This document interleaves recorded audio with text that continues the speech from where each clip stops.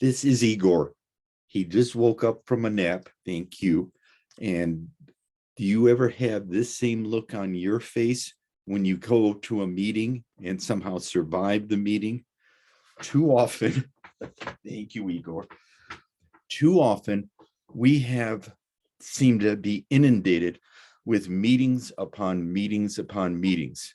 Have you ever been in a meeting where you found your life energy just ebbing so that you left the meeting feeling drained, having no resolve left? Have you ever been experiencing in a meeting that time seemed to stop? Did you ever want to put a needle in your ears? More often than not, in-person face-to-face meetings are poorly run. You couple that with what has happened since March 2020 with the advent of Zoom meetings. It seems like we go from meetings to meetings, either in person or online. Only after which to say, geez, we didn't need to hear that, or we could have done that in half the time. Smart leaders in organizations know that they help to evaluate one of their people's efficiency and desirability for promotion by how well they run meetings. There was a universal percentage in upper management before COVID that said if you spend as a manager more than double digits time of your week in meetings, you're being inefficient and ineffective. Now, I don't know what that percentage stands today with the advent of Zoom meetings, but part of that is with the expansiveness of communications, with texting, with emailing, with virtual learning like you've been doing in this course, that there are great alternatives to meetings to effectively relay the information in its own strange way too, to have people keep the lines of communication open and the willingness to hear things. How many times have you left a long meeting that should have gone 30 minutes that went hour and a half saying, well, that's an hour I'll never get back in my life. And you have no energy for any future or subsequent meetings. There are some times when a face-to-face meeting is the best use of everybody's time, but you just don't meet for meeting's sake or because we have a scheduled weekly meeting at this point in time. Here are some valid uses for having everybody meet in person, and that is to relay current information, to arrive at a specific decision, and as importantly, to plan the implementation of that decision. One of the faults many people who run meetings, if they arrive at a decision, they just leave it that way. And people say, well, who does what, when? Good meetings not only arrive at a decision, but talk about who does what, when, how to implement that. To gather input or suggestions, especially if a consensus decision is coming up in a new situation. Along with that, to creatively brainstorm, playing out what-if scenarios, to enhance the lines of communication. Sometimes you have what is called meta communication meeting. That is communicating about communicating. How do we keep the lines of communication open? How can we resolve misunderstandings or conflicts? How can we listen better? Sometimes these meta communication meetings are important in themselves and set the tone for future content meetings. Sometimes, as we talked about in a previous issue in this video series, to have a morale meeting. You remember the 3 steps. To reinforce the notions of a team versus a group, and also to reinstill the senses of the values and the priorities of the organization, that reinforce the culture of the organization, as well as maybe the vision and mission of the organization. These are all valid uses of meetings. Part of that is learning when to meet and learning how to construct these meetings so it is valuable use of time for everybody involved. Here are some tips I've accumulated over the years for conducting effective meetings. These are face-to-face meetings. We will talk about Zoom meetings in a moment. Make sure you give a week's notice to inform participants in advance of the meeting time, date and time, and the agenda items. At the very most, limit agenda items to 3 issues. If you're all meeting and you have just 2 agenda items, fine. Or maybe gather suggestions saying we have 2 items that we need to decide on, and we have an extra 15 minutes. We may have an extra 15 minutes. What else would you like to discuss? Encourage people's input. Make sure you schedule the beginning of meetings at odd sounding times: 9:15 a.m., 3:35 p.m. When people hear that, they'll say, oh, Kubistan is so anal about punctuality. He makes these strange times. And at these strange times, people will remember those times and they will be there. Nothing is worse to the beginning of a meeting than people walking in late or everybody waiting for the latecomers to arrive. That just takes the edge of the meeting. A lot of people say, well, if the meeting's at 1, I can start thinking about leaving at 1. And if I show up at 1:15, I won't miss anything. And they'll wait for me. That's a misuse of people's time. Set strange sounding times: 1:25 p.m., 7:45 in the morning. People will remember those odd sounding times. Always start off the meeting by structuring what is to be accomplished. During the next half hour, we have to decide this and this. Budget your time on agenda items. Have you ever been in a meeting where you had 3 agenda items in an hour meeting and you spent 55 minutes on the first agenda item? Yeah. And so you sped through the second 2 agenda items, giving them only 5 minutes apiece, or worse yet, you extended the meeting, which just hurts morale even further. Avoid going off in tangents in meetings. Some people, especially our shit stirrers we talked about, like to go off on tangents, to tell a story, to air some kind of new issue or new complaint. If that is happening, say, Sally, that's a great point and it deserves its own attention. Let's make that our first agenda item at next week's meeting. Always in meetings, arrive at decisions, but also to decide the implementation plans. Who does what, with whom, by when. So people leave that meeting with a clear sense of what are the steps from this decision. If you have regular meetings, weekly or monthly meetings, here's something you may want to do that has been proven to be a great asset. On a rotating basis, assign one of the members to be the process person. Now, this person does not contribute to the content. This person sits back and watches the process, and that person can interrupt at any time. They can interrupt and say, Tom, you're overkilling this issue. We've arrived at kind of a decision. We need to clarify that. Process takes priority over content. Process person can also say, hey, those 3 people in the corner seem to have their own individual conversation going on. We need to address that. Or the process person can say, hey, we're running out of time on this. We need to finalize this so we can end on time.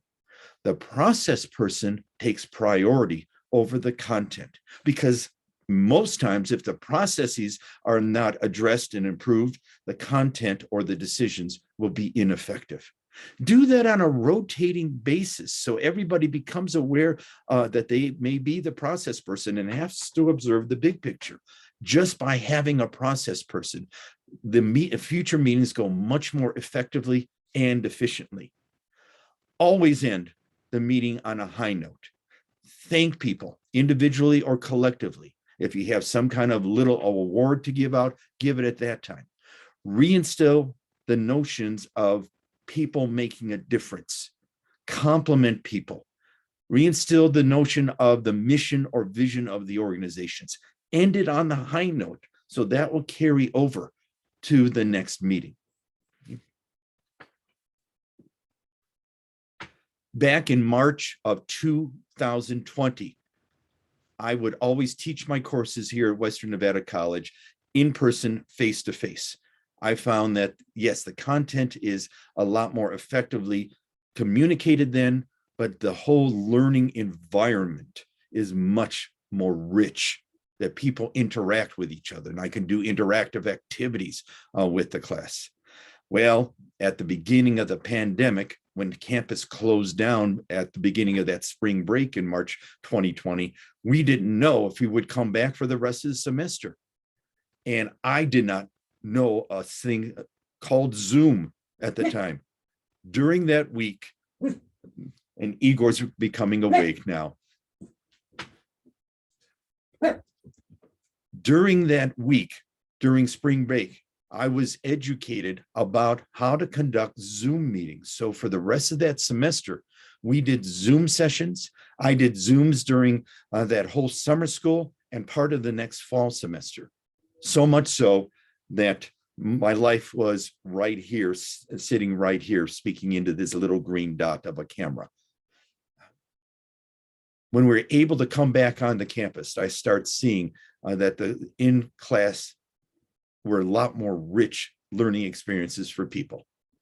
And there's still time for Zoom sessions when we need to have Zoom sessions. Have you ever sat in a long Zoom session that you clicked off and so your name just came out there, and then you practiced doing something or reading something else? That is a use of time, and it hurts any kind of team building these Zoom sessions can have. So if you are in charge of a Zoom meeting, I've come up with a couple categories of effective Zooming. The first one is the logistics preparation. I don't know about you, but early on in Zooming, I would give my students the wrong Zoom ID or the wrong password. And I was frantically calling them all up at the beginning of class saying, "Where are you?" And it was all my fault. So make sure you contact everybody at least 2 days ahead of time with the correct Zoom ID and the correct password. And if you're me, triple check those numbers. Here's something, this logistically, elevate the camera so it is at eye level instead of being down too low or being down up too high. Make it eye to eye. Make sure in terms of lighting, you have as much front lighting as you can and minimizing any backlighting on you. I have one of these circular little light discs that enhance the lighting on me. Make sure in most cases you fill up the screen with a head and shoulders shot if you are the leader on that. Still leaving room for gestures, but being head and shoulders that you can still, people can see your facial expressions.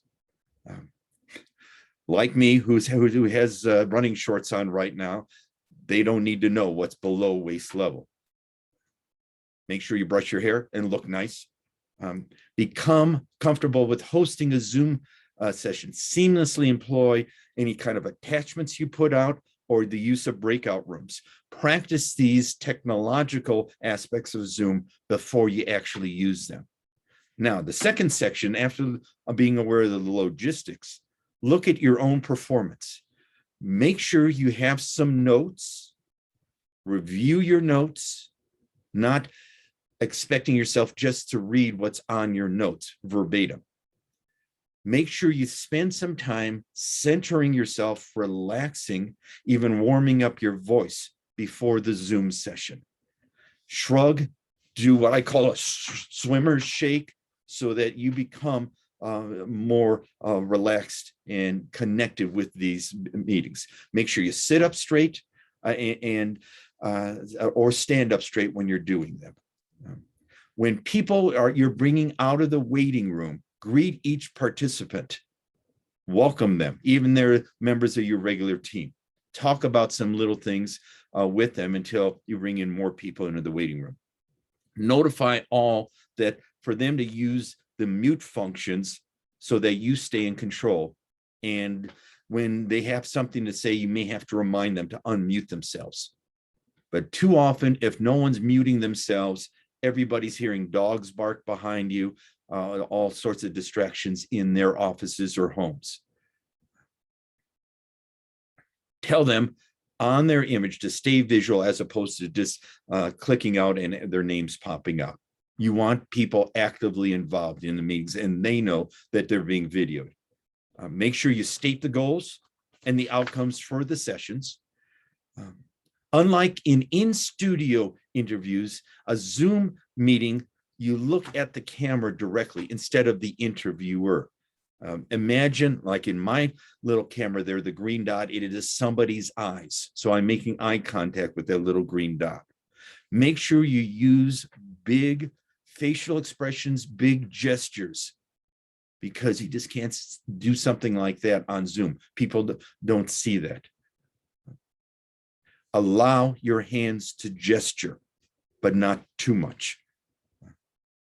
Encourage participants to use the chat function where they make a little post during the meeting. Make sure you address those postings at the end of the meeting. And you can use these as discussion points to clarify things as well as to wrap up things. Minimize side conversations and tangents, and that's where the mute function is so important. At the end of the meeting, answer all the questions, summarize the topics, and agree on action steps. Again, like the in-person meeting, thank people, saying, I know we're meeting online and it's not as good as us meeting face-to-face, and this is the best we have right now. I thank you for your interest and participation. Those are effective ways to prepare yourself before a Zoom meeting and also to conduct the Zoom meeting. Like it or not, from here on out, a lot of our meetings will be online, and hopefully they will be alive here and now Zoom meetings as opposed to these asynchronous lecturettes that I've been doing here.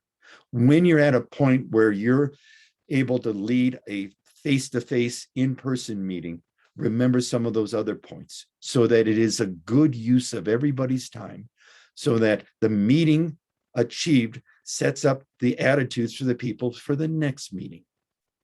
And minimize meetings as much as you can using other modes of communication. Well, this meeting is over. I shall talk to you soon.